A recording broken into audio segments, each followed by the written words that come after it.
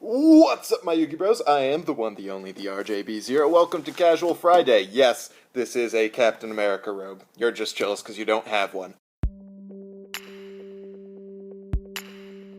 Alright, let's get started with this tin. I've been threatened by Alex Simo that I have to have the most absolutely busted tin opening ever, this being my first video since coming back. I predict that I'm going to get 10 Solemn Strikes, and also 5 Twin Twisters, all from one pack. Here it is. It's Kaibatin, objectively the best one. I'm actually pretty excited about this because it has a few cards in Ultra Rare and one in original art that I am very excited for. You probably already know what it is, but I'm going to open it anyway because I'm excited. This is my first actual opening type thing since I got back. I mean, I've opened individual packs at tournaments and things like that. But this is the real deal. I've never been able to do this packaging well. I've got terrible unpacking skills. So there's that obelisk in the original art. That's pretty nice. I actually really like obelisk as a card. It just, of course, rarely has any decent applications in the game. Ooh, that OG Blue Eyes art. Except it's got a bigger picture now because Konami changed the shapes of Yu-Gi-Oh cards, in case you didn't notice earlier. I just love that original art. So much nostalgia. And Blue Eyes Spirit Dragon looks beautiful in an Ultra. I actually like Ultras better than Secrets, so I'm glad to have this in an Ultra. Probably going to trade it off, though. And then the DDD card. I'm excited for DDDs to be really good as opposed to pretty good, which they are right now. I actually have never seen this card. Aether, the Evil Empowering Dragon. Once per turn, you can banish one empowered warrior monster from your graveyard to target one card on the field, destroy it. Not bad. The Pendulum Upscale isn't great because it's a 4. I don't know if any of the empowered cards are really decent with a 4 Pendulum Scale. I haven't read into the archetype a huge amount. When this card is normal or special summoned, you can target one monster on the field, banish it. That's pretty darn good considering. Considering that it can be pendulum summoned basically every turn if you want. Pretty damn good. And, of course, the one I'm really excited for, the one I actually need, Ghost Ogre and Snow Rabbits. Let's get to the part you are actually here for. My roommate Devin is just getting up. He has a class at 10. I don't. Alright. These are a bunch of cards I've never seen before, except that one. That one I've definitely seen. I really love Magispectors. Actually, I kind of hate them, but they didn't turn out to be nearly as broken, so I thought they were going to be, and also a lot of the stuff that made them really crazy in the OCG got hit in the TCG before it could be good. That worm version of, what's it called? Oh my goodness, I have a great memory for this kind of thing, don't I? Gene Moore Wolf. That one's purple. That is purple. It is indeed purple. That's Devin, by the way. Y'all have met him before. You've also met his naked chest. Frightfur Chimera. I'm not particularly excited about Frightfurs.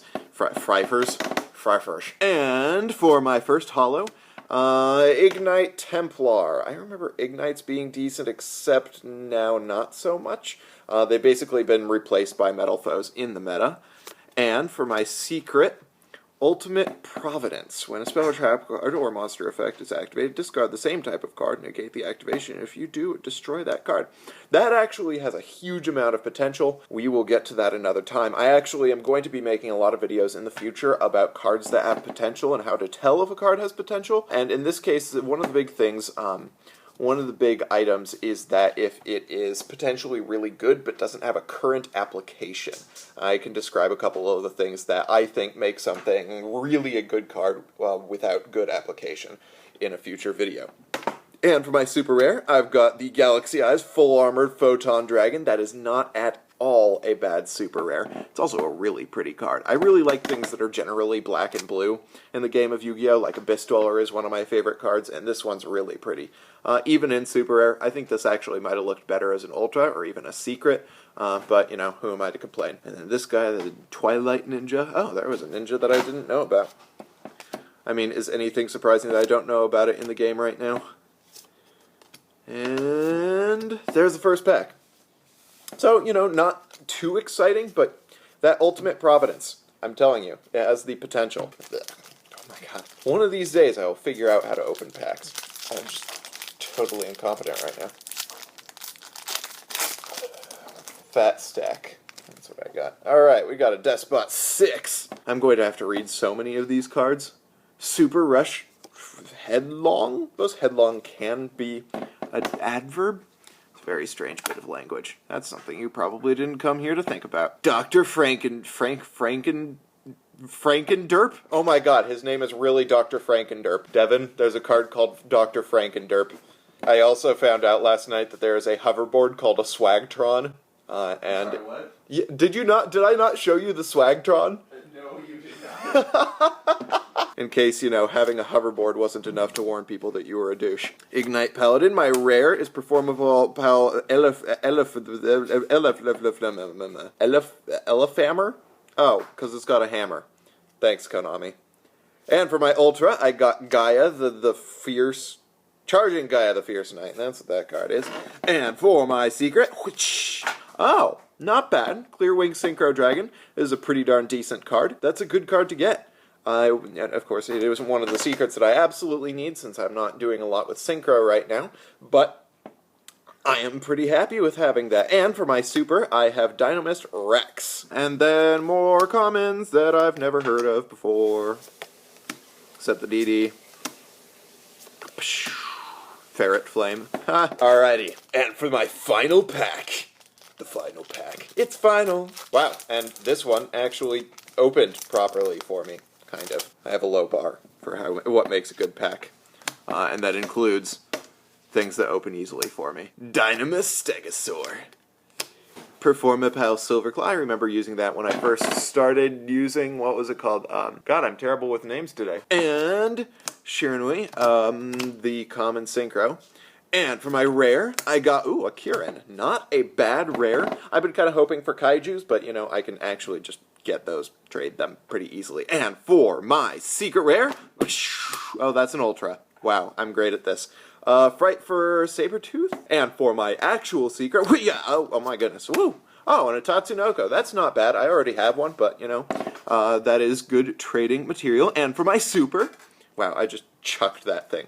The Rebel King, Leonidas. This card, I believe, if this is a card I remember it is actually fairly decent. So this is one of those cards that you can use with the continuous spell cards in DD that actually is really good. This is one of the bits of OTK material that you use in DDD. So that's a really good card.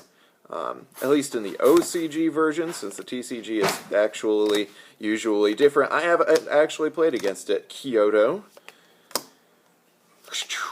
What the hell? So, there we go. That's my tin. I am not too... I mean, it's not excellent, but I am not at all disappointed in it.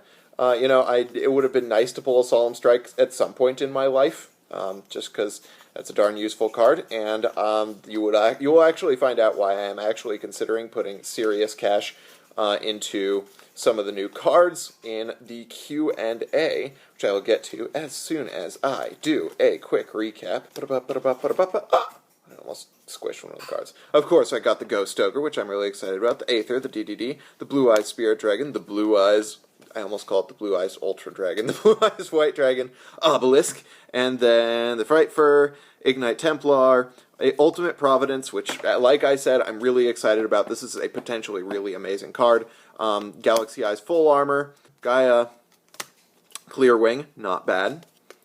Dynamist Rex, the DD Dude, Tatsunoko, Fright Fur, and Kirin. So that's the tin. Let's get on to the Q&A. I am super excited. There is so much excited response to my video letting y'all know that I am on my way back into the game, and I've gotten a lot of great questions. I am going to close this blind. There we go. Kind of. Ish. Whatever. Question number 1 from The Divergency. Question for Casual Friday. What decks will you be playing against the meta this format? Against the meta? Bro, I am the meta this format. I'm playing so meta. I love the meta this format.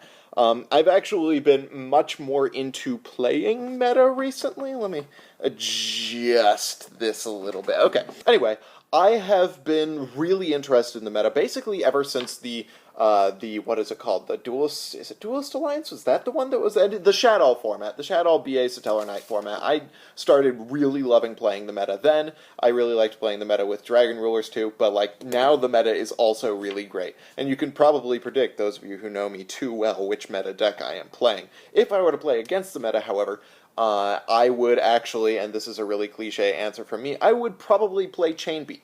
And the reason why I would, and the budget players out there who are also players who like to play anti-meta things, are not going to be happy about, is the fact that I would be playing a version of Chainbeat that includes triple Card of Demise and triple Pot of, what's it called, of Desires, Pot of Desires. Maybe only double Pot of Desires. I don't like drawing Desires off Desires. But the idea is basically that you gain a bunch of cards off of Pot of Desires and Card of Demise, and then after that, of course, you're going to have most of your cards set, even if you couldn't use Card of Demise earlier in the first turn because you had too many cards to put down, then you could use before the Card of Demise discarded your whole hand, you could use it next turn to refill your hand, and I think that that's really, really powerful in Chain Beat, and especially in Garden Beat. So if I had the money to play anti-meta right now, that's what I would play. Shadow Shat says when you activate Return of the Dragon Lords on the RJB0. Aw, yeah. Call me Blue Eyes. Oh, okay, Chateau Chat also has a question for me, which is my opinion on Twin Twisters. Is it broke or balanced? Also, traps or not? This format, I am not a big fan of traps. It is a very fast format, and so hand traps and the various monster stun type things in the form of Synchro monsters and Xyz monsters are really, really powerful this format. I think things like Blue Eyes especially can work with Phoenix Wing Wind Blast, but that's because Wind Blast will always be a one card out to basically any situation, and stacking your opponent's deck is really good. As far as Twin Twisters, I think that Twin Twisters is very good, but it also super simplifies the game state. So there are some decks for which simplifying the game state is not good. They need as many resources as they can get. And I think that in a slower format, in slower formats, plus ones and advantage being much more important than they are in faster formats, Twin Twisters will not be as good. As far as it is right now, I think that each of the MST type cards that are in our current game have their particular uses that are better for one deck and one format than they are for another, and better than the other cards for that format. Dante Payne. Dante Payne. I always feel pain when I see Dante. Dante Payne asks, what's your major? I am a political economy major, which is kind of a major in public administration. It's basically a combination of economics and political science, understanding the creation of public policy and understanding the political choices that people make, and group dynamics. So you're always going to have politics as long as there are at least 3 people in a situation, and so it's understanding group and power dynamics within politics, starting at the micro level and going up to the level of national politics and international politics. And then, of course, economics is about the flow of resources, the flow of money, and about people's decision-making process. That's the part that I'm really interested in, the kind of behavioral aspect of economics, kind of predicting how people work. So that is my major, and it takes up pretty much all of my time. I love it, though. I'm a total nerd for it, as you will discover as time goes on. Question for Q&A. This is from Frank King. Where is your locals, and also is there good prize pool for the local tournaments? Are any good? Okay, so you're asking about my locals and the prize support. The prize support is not excellent. It's not a particularly impressive locals. It's like 20 people who go there. And, you know, I get a pack for entering, and then I got a pack for winning the 2 times that I've won so far. Which also happens to be the 2 times I've been there so far. Not to toot my own horn or anything. But yeah, it's not excellent price support. My locals is at Cosmic Comics. That's on Cornwall, in case you live in the Whatcom County area. Or live in Seattle and want to come play at locals with me, you know, after a 2-hour drive. Darkblade, a.k.a. Cascade Bleach Detergent Packs, says, do you keep fireworks in your oven? I do. I have a feeling who the troll account on my new YouTube is going to be. One Fire Up the, that's quite an order for your name, asks, what were those behaviors that you were going to be acting upon that you mentioned in the first video, the video that I did yesterday?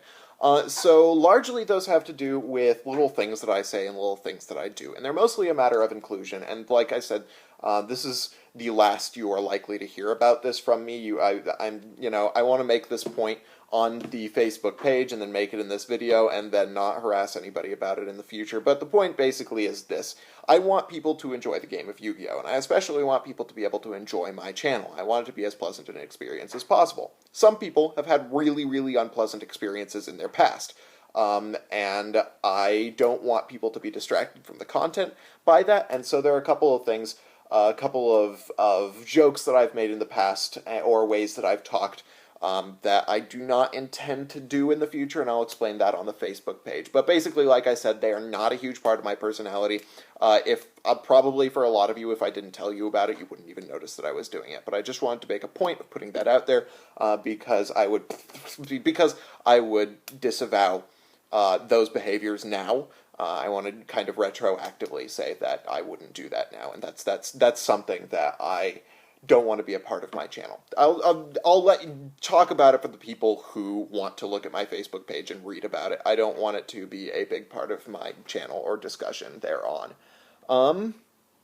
David Amp says, what's your opinion on Upstart at 1? I think it's probably a good idea. I think, Upstart is not that big an advantage, but there is a deck limit in the game of Yu-Gi-Oh! For a reason, and so having a card that allows you to reduce the size of your deck effectively, basically for free, because life points, for the most part, especially in a faster format, don't make a huge amount of difference. I think that given the fact that life points aren't a huge part of the game right now, it makes sense that Upstart is at 1. I don't think it was a huge threat, but I see why Konami did it. Ghost Trick Knight says, what are you going to be playing going forward? Well, let's see. I bet many of you can guess what I'm going to be playing this format. Hint, this playmat. But I think that once Tree Toad comes out, I am going to pitch the deck, because I'm not going to be going to any regionables. I'm not going to be going to any regionals between when Tree Toad comes out and when Bahamut Shark is likely to get slammed by the ban list. So I'd rather give the deck to somebody who is actually going to make use of it, and then find a deck that I want to play for the format after that. So maybe build up on something like Pendulum, or build up on, I'm not going to do BA because BA is likely to be a hit, but something fairly competitive that I can play at locals until the time comes that I need to get back into the serious competitive game. Zalion says, could you do a video comparing Dawn, DevPro, Percy, and Salvation? So the only thing that I've ever actually used from Yu-Gi-Oh! Pro was Percy, because I'm a Mac user. I know, I'm going to get so many eye rolls for that, but I'm a Mac user for reasons having to do with the specific programs that I can get on Mac. But the point being, Percy so far, as I was using it before the whole Yu-Gi-Oh! Pro thing got totally screwed over, but it was the only one I could use, so I probably will not be able to compare those in a video, and I am unlikely to be downloading all of them in the future. I really like Yu-Gi-Oh! Pro, though. I actually preferred DN, but that's a discussion for another time. Accelerator 1, thoughts on Metalphosis? I think Metalphos are really fast. I think anytime there's a Pendulum archetype that relies on searching via destroying cards, it tends to turn out to be a really fast deck and add speed to other decks. In this case, it's likely to be Yang Zings, because Yang Zings get effects from being destroyed. Do I think that it is going to be tier 0? No. Do I think that it's going to be tier 1? Potentially, but I don't know. And currently, right now, it looks more like it's going to be kind of a rogue deck that does fairly well this format. A lot of people are really glad I'm back. One person really wants Yu-Gi-Oh! For Real Men back. Don't we all? At Competition asks me, will you ever be on Twitter? I do have a Twitter under my name. However, I am not using it for Yu-Gi-Oh! Things. I am intending in the future, once I start a political blog, to be using it for that and for professional things, largely. How's life in your new home? I love my new home. I know that I showed you the outside, but it's got an open concept kitchen, it's got hardwood floors, it's got bay view windows with, actual bays in the view, or a bay. Anyway, but it's a great place. I love my housemates. They're people that I was in a community with for a long time before I started in this house. They're all dancers. I'm a dancer. We've had a lot of fun together, and we're all good friends. And then, will you ever do group calls of hanging out with the fans? I am likely to be doing a lot of live streaming things. I am planning on bringing back Last Week in Yu-Gi-Oh!, where I gathered together a bunch of the best Yu-Gi tubers to discuss the most recent events. But yeah, I will definitely be doing some live sessions. And I will probably be doing some live Q&A sessions, some live discussions, things like that. And then final question is, are you single? Sorry, that's just really funny to get from my channel. No, is the short answer. Speak of the devil. That was my lady. The Synchro Guy has questions for me, including, are you going to get any of the future or current archetypes? I probably am. I am really, really, unreasonably excited for Junichi. It looks like an amazingly fun deck and also an amazingly broken one. I'm going to be playing around with the deck list a ton. Have you heard of dual amino, aka Yu-Gi-Oh! Amino, as in amino acids? No, clearly I have not heard of it. How are you liking your new life? I'm loving my new life. It's really busy. And the only reason why I can actually do YouTube now is because I've taken a couple of steps to make my life much more organized, and so I actually don't really have any more free time than I had before. I am just using the time that I had better. No raise, no way, no raise. Raise. That person. Asks, are you still having a good time? I am having a good time having a good time. Traveling at the speed of light. Don't stop me now. No, but seriously, what do you think of Hero this format? I think Hero's going to be amazing this format. Yeah, I'm going to agree with capital G for once. And it's not only just because of Tree Toad, it's largely because there are a lot of decks that require being able to send cards to the graveyard, and Dark Law does not allow that. ABC requires its ABC monsters to be in the graveyard or on the field in order for the dragon to work, and a lot of the time they are not going to have them on the field, they're going to have them in the graveyard. And so I think that Dark Law in and of itself is going to be really good, let alone with Tree Toad. And like capital G said, we do have three Shadow Mist still, and that's really amazing. Mason Dorthith asks, what type of impact do you think DDDs will have after Pendulum Domination comes out? I think they're really good. I think they're a really high power aggro style deck that I think, depending on the speed of the format, is either going to do really well by dominating against decks that are trying to be just as fast as it but just aren't. And against slower formats, I think it's going to have trouble because of Spell and Trap.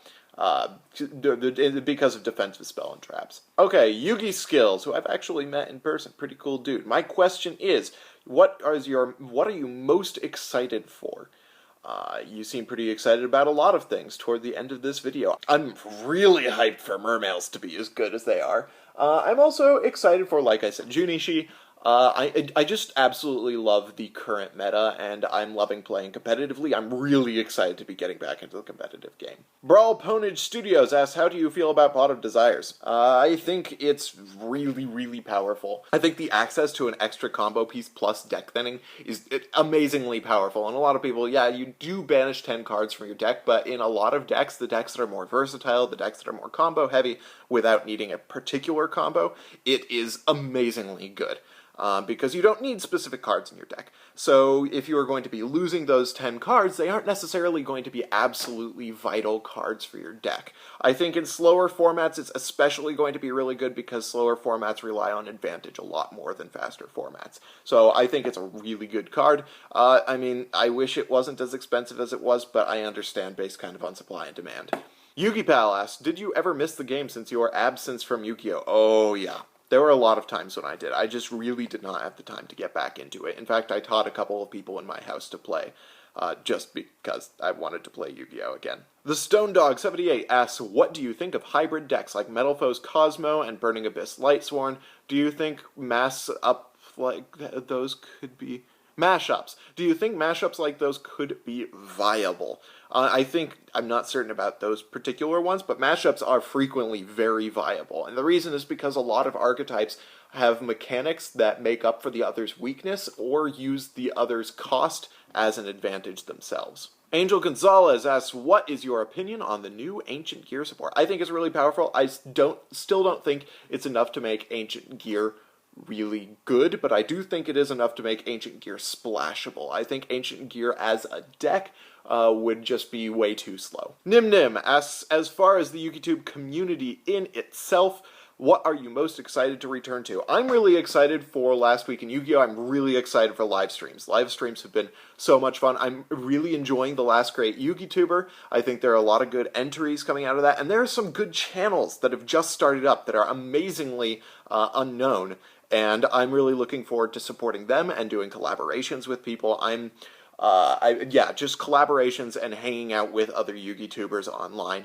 That's always been one of my favorite parts of Yugi-tubing. Ramon Guevara asks, welcome back. Thoughts on Thunder Family? This current format, Thunder Family is dead. There are so many decks that are just way better than it. I like playing around with it because it's fun to solitaire with, and it's really fun for doing alternative format things with. It's really fun for old formats, but especially with going first only allowing you to draw 5 and the reliance on Thunder Seahorse these days, since the Watt build just isn't nearly as good with the amount of removal that's in the game. I think that the deck is not going to be able to be used in any time in the near future. Timmy Setla asks, since you are back, would you mind going over the decks you missed during your hiatus in your Q&A and what you thought of them? Decks that I missed.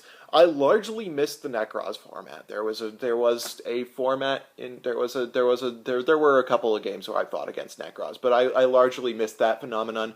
So that was a huge part of what I missed during the time that I was gone. There were a couple of Shadow builds that I missed, but largely the meta stayed the same for quite a while before I entered the game.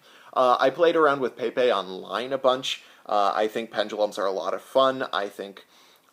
Missing that that part of the meta was not a particularly crushing experience for me, and this January through summer format did look like a lot of fun, but I just don't like Monarchs as a deck. I think that they're very linear. I think they're kind of boring. I think they're especially boring to play against. So I think that, the meta was fairly unexciting while I was gone. Frostcore, what's the dumbest Yu-Gi-Oh mechanic in your opinion? For me, it's banishing face down.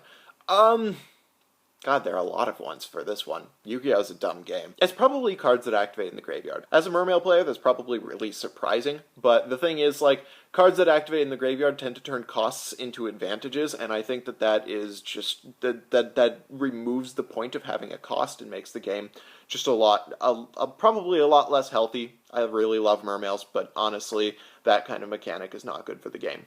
Simo says, woo!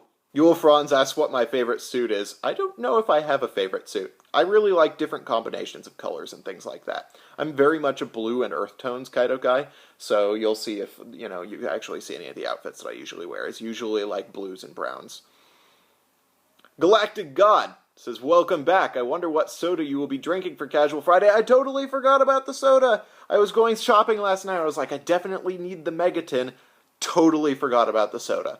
So his other question is, do you think Konami will ever be able to produce a popular online dueling system for Yu-Gi-Oh? All they have to do is create a version of Yu-Gi-Oh Pro that has a paid subscription, and they will make tons of money. I would pay $5, even $10 a month for a version of Yu-Gi-Oh Pro that's halfway decent, that Konami made legally, because then I can guarantee that it would be available for me. They would probably be able to release cards sooner. If they were able to do that, which they probably won't do, I would be absolutely in favor with a Konami online dueling system. I think that it could be potentially very popular. X0737 says, do you think the Evil Swarm is a good budget option for competing? I don't think so. I just think it does not have enough advantage, and even the thing is, it's got some good parts to it. I think that, what's it called? The Forbidden Lance one,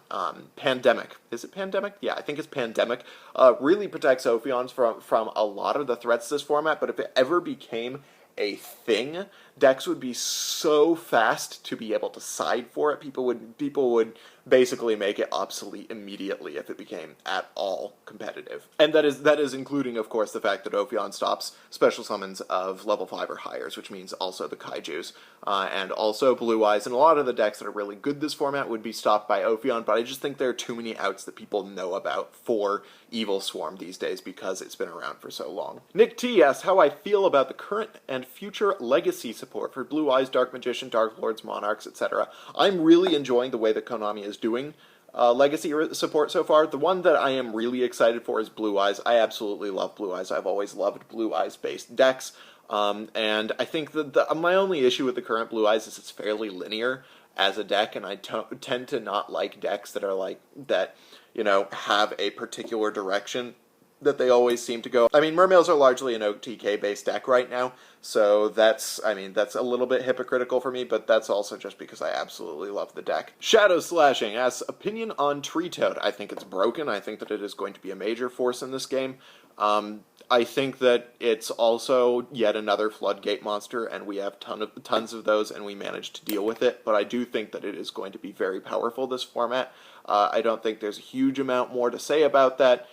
Basically, people have discussed Tree Toad to death so far. Giovanni Carter says, what are side deck cards for the future meta? I really like System Down. System Down is really, really good against ABC. Of course, once we get to Junichi, it's going to be really important to have your MST-type cards. And ways of stopping summons. I think, of course, Anti-Spell Fragrance is going to continue to be a really good card. I think Ghost Ogre and Snow Rabbits is a phenomenal card against many decks in the future meta. Let's see, other things that are coming out. Against heroes, you really just need to be able to clear the board. That's going to be a big deal once Tree Toad comes out. And Dark Synchro is just, you know, fuck Omega. That's all I have to say about Omega. I hate Omega as a card. I don't like cards whose purpose is kind of just to keep you from playing Yu-Gi-Oh! And the fact that it's repetitive, that it just keeps going, is just really annoying to me. So I think the side deck cards against the future meta really are going to have to do with field clearing and getting rid of cards. So that's that. Oh, by the way, Jalen Medina asks, what are your thoughts and opinions on Dark Synchro? I really don't like Psyframe Lord Omega. It's a really annoying card. It's very difficult to get rid of. All of those problems, yada, yada, yada, yada, yada. So it's probably going to be pretty good if Omega doesn't get destroyed before Dark Synchro really gains its power. I also don't like that it broke Level Eater, just because I really like Level Eater in terms of creating good rogue decks, as you've seen with Nick Gibson before. Fathead7000 asks, do you think Junishishi can work with the Fire Fist? I think that one Bear and one Wolf Bark are going to be great techs in Junishishi, but I don't think that Fire Fist are likely to be a, like, melded deck with Junichi. Yugi Old, one of my favorite commenters, says, my question, can you explain the equity premium puzzle? I thought that would be I would start with a softball. The equity premium puzzle largely comes down to the fact that people are kind of dumb. I've been discussing this in behavioral economics a lot recently. It's just the fact that people have this phenomenon called loss aversion, where they really don't like risk because they really don't like losing things, even if the risk was generally worth the reward was generally worth the risk. So people will go into government bonds more often than they go into stocks, and so government bonds decrease in value as a result. Because of course, the more that they buy them, the way that inflation works, they end up having really, really low values because so many people buy them because they're very, very stable, even though they right now actually have a negative interest rate.